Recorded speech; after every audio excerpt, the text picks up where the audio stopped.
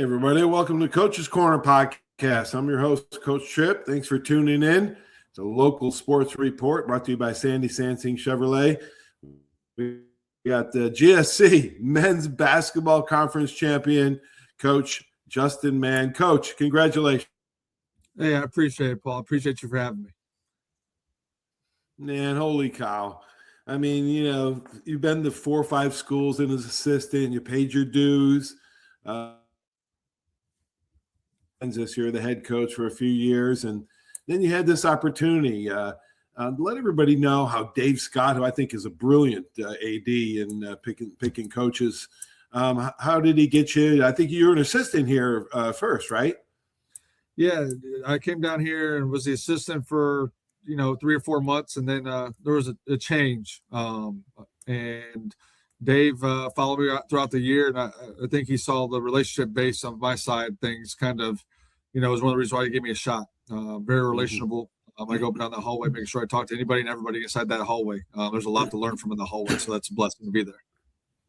Yeah, you're right. There is a lot to learn. So many 13 national titles. I think 10 of them are still coaching there. Peoria, Illinois. That's where you're a native. January 8th, you took the job.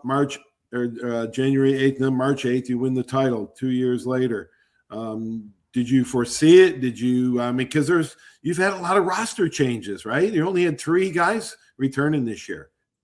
Yeah, when I kind of took over after that interim year, I made sure that we kept the guys that could graduate on time. We wanted to make sure those guys graduated and able to get the degrees because some of them spend a lot of time at UWF. Some of those guys came in as a transfer. So if they left again, they probably would not have had all the credits go with them. So we made sure that we took care, did right by those kids first. And that was the most important thing, was trying to get them graduating and get out of here with that UWF degree.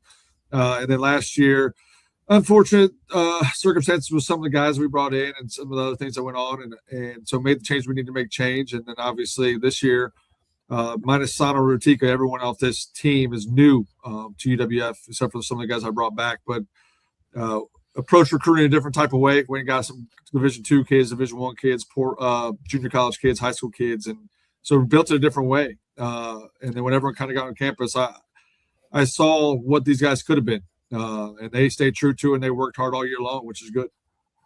Yeah, we're going to talk about working hard. I was impressed with practice. We're going to talk about that in a second. But, there's, the guys that stay, the new guys, they bought in.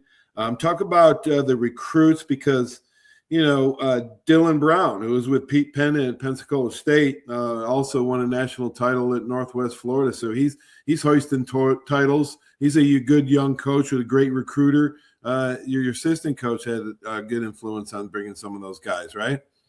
Yeah, he's DB's good. I love him. He's a friend of he's a friend of my groomsmen. So he's in my family tree. He's in my ties. He's loyal. He's trustworthy. He works hard. He's a grinder. And he got here right when we started having some turnover and change. And he was definitely a bright spark for us for sure.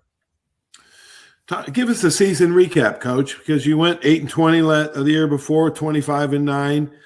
Started out 6-3, and then you guys had a 9-game win streak. And then, a little 3-5 spurt before the tournament. And then you guys beat the Trevecca, number 6 in overtime.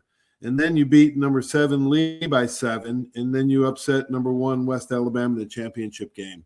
Was there a turning point in the season or in the tournament? When did the guys really start connecting and playing well?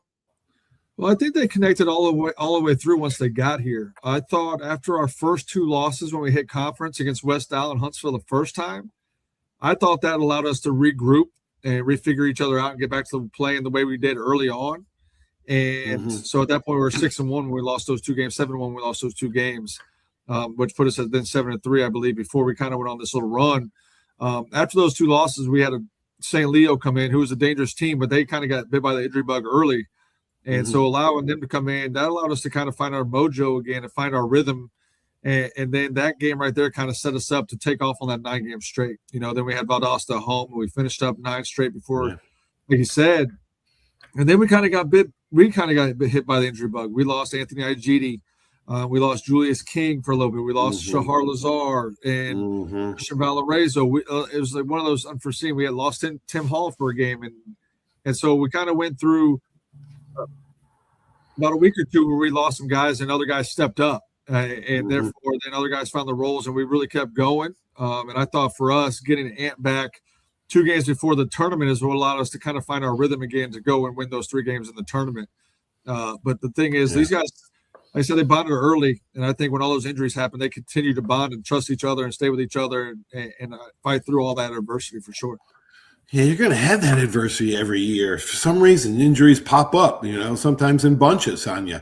And to lose Anthony for 6 weeks and Shahar for the rest of the season. Kid from Israel was really, when he broke his wrist, he was really coming along. And you guys overcame all that. I mean, think about how good you'd have been with those guys. But a lot of guys stepped up. Demings, Eric, and talk about the surprise guys. Maybe 1 or 2 guys that was a pleasant surprise this year.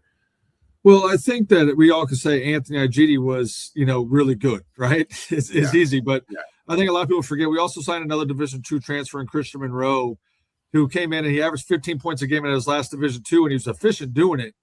And I coached his brother, so when the portal season opened, I said, "Is your brother going to hit?" And so he's like, "Yeah, he's going to come play for you, West Florida." I said, "Perfect. That's all I needed to know." And so I'm thinking he's going to have a really good year for us, and I think he kind of got off to a slow start because of what Ant showed up as. And for Monroe, he is the same guy every day. Number 21, he just stayed true to himself.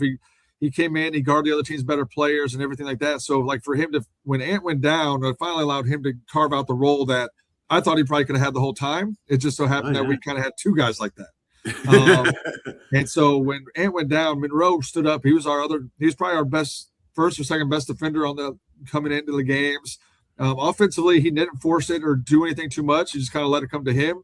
But for him, he's the ultimate glue guy, ultimate team guy. Guys love him. And I thought for him, when Ant went down, I thought and even Shahar, because then he started playing some 4 for us too, he was able to really find his role. And then another guy that brought it every day, I would say Christian Valarezo, a local guy from Milton, played at Gulf Coast in Chipola. Christian Valarezo brought it every day. He was an elite backup point guard. I mean, he helped us win the game at Trevecca up in 3rd place. He had other games where he really stepped up and filled a void when Dimmings was in foul trouble or when Dimmings got hurt for a little bit. And so I would say those 2 guys, Valarezo and Monroe, they 2 really high character guys that just waited for their moment and they stepped into that moment when it was their time. Yeah, that's the timing it's critical, isn't it? I mean, it doesn't matter what sport. I'm a football guy, but boy, you better be at the right place at the right time and be ready for it. Be prepared for that opportunity because it's going to come. You just don't know when or how. Yes, a lot of guys. You got a nice mix of local guys as well. Gulf Breeze, Hudson Rose coming along. Colby McAllister, the transfer from Citadel. They're all back next year, right? Colby graduates, but we'll have Hudson Rose back. And we'll have Valarezo back. Okay. Hudson's got a chance to be very, very good. He's a special kid, great personality. He works hard. He has a high IQ for the game. Again, I thought there was a game where CV was out with a concussion and Hudson came in and he played backup point guard for us in a conference game. And so with this new rule of redshirting after up to 30%, like we were able to play Hudson in some games to get him some minutes. And I think by the time potentially next year, depending on how the summer goes. But obviously, I think when he gets to junior, senior year, when he fills out fully, he's going to be really good for us. Boy, it's nice to be able to develop a few of these guys for a few years, isn't it? Instead of such a high transfer turnover.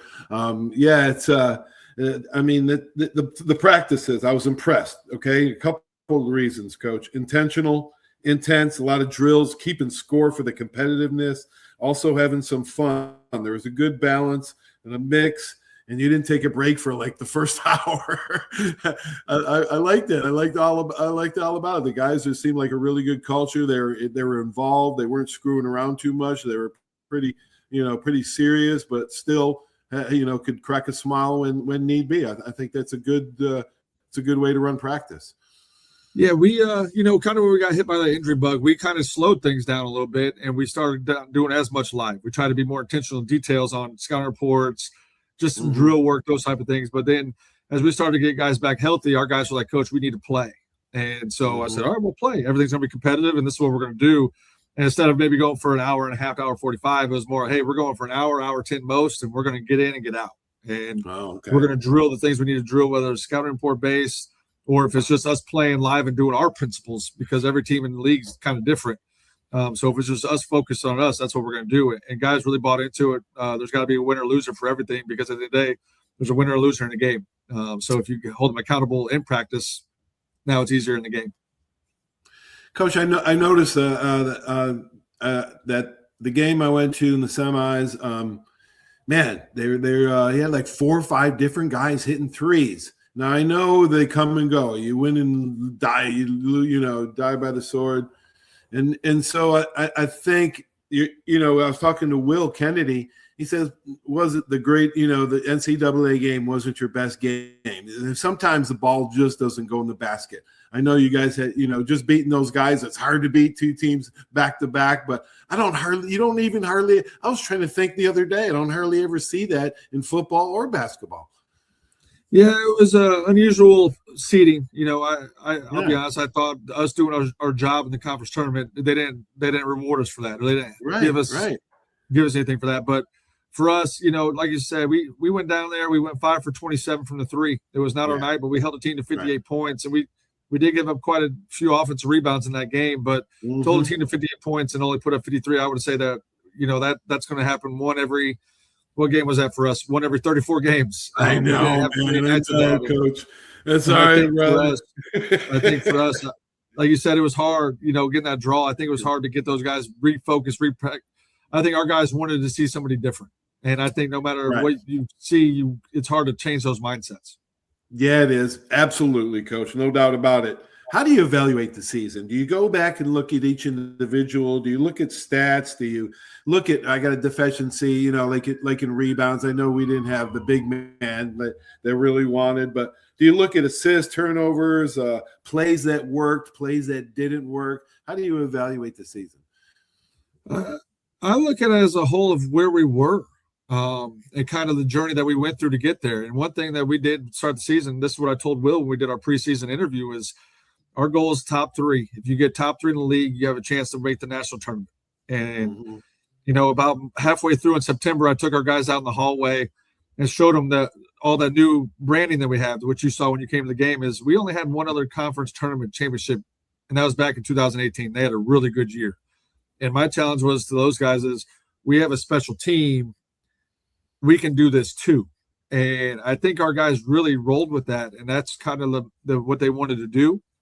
But for me, just reevaluating is, to see all the things that we accomplished that past teams haven't been able to do. For instance, like our team, one of our team stats that we will go down as we had the most points in a team history. So that's a key one. Up until the last game, we did have the highest 3-point percentage as a team. I don't know if we still do because we shot 5 for 27. Haven't quite looked at that.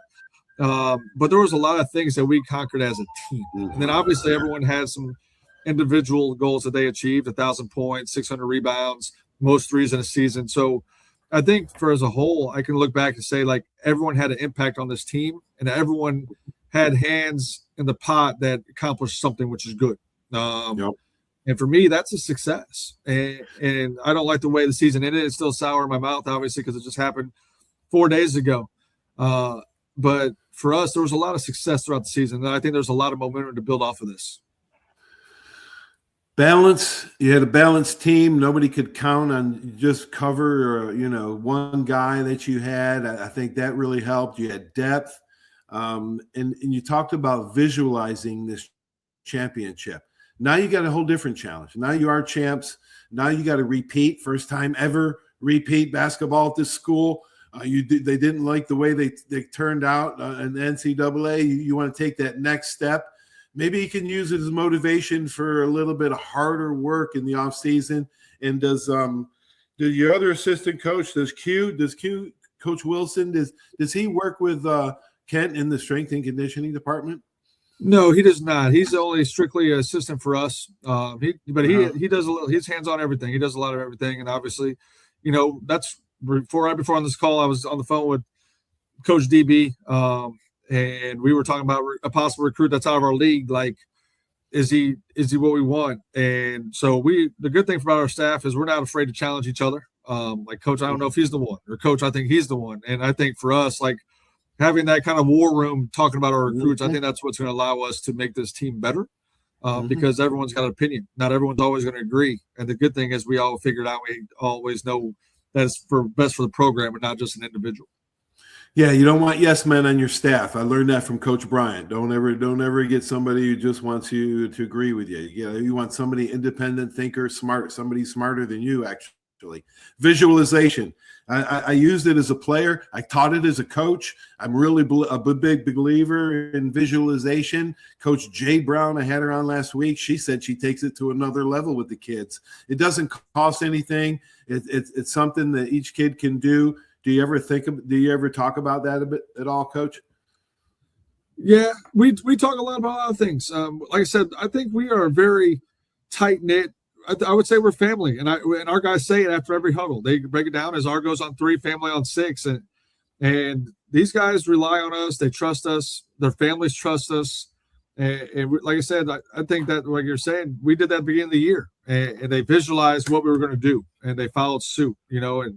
And not only do we just have a lot of coaches in our hallway that win. I mean, obviously Jade Brown, winner, local, just there's a lot of winners in this community. There's a lot to take from this community.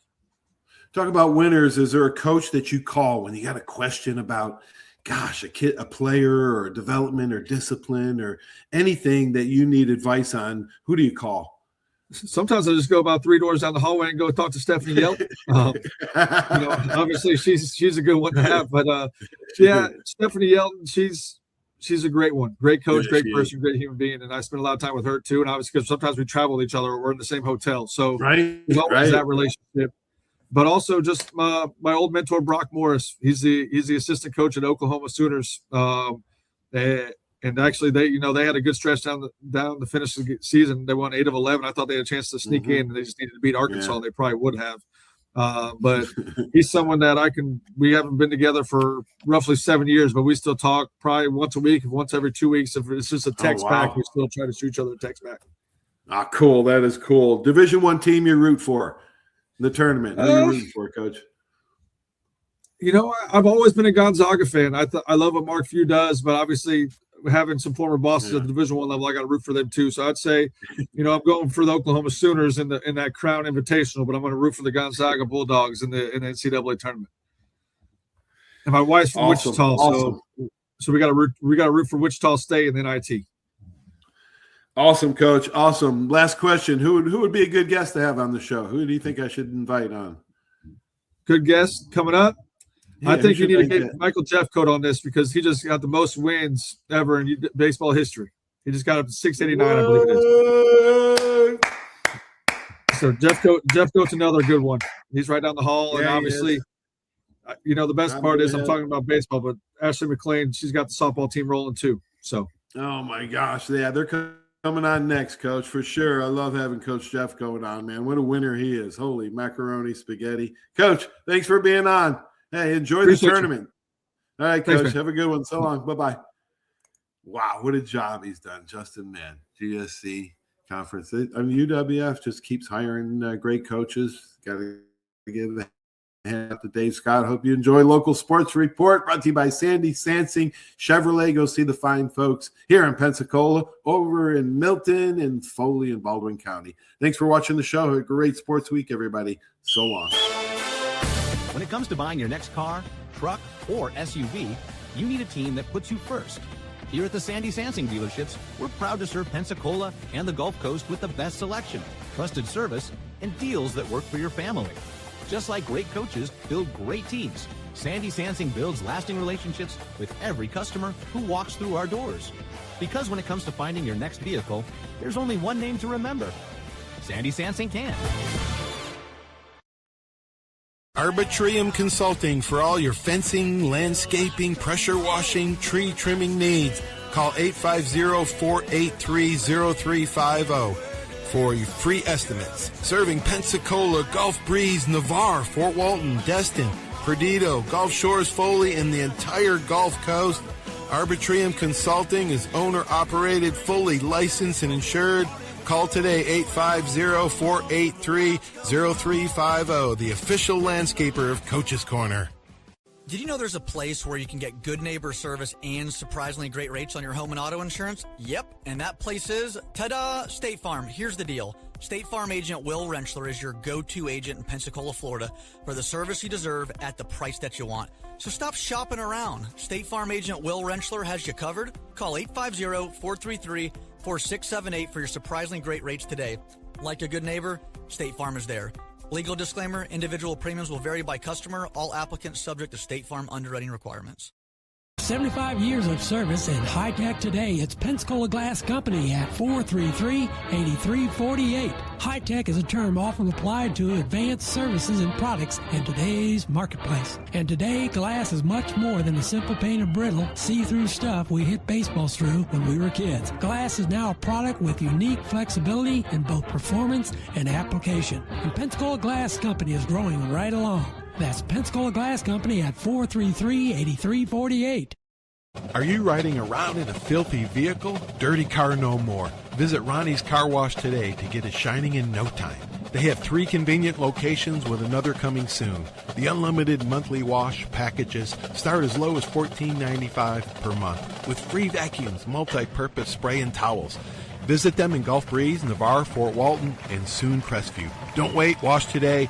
Be sure to see Ronnie's Car Wash on Facebook to see the latest specials and discounts. You'll be riding and shining in no time.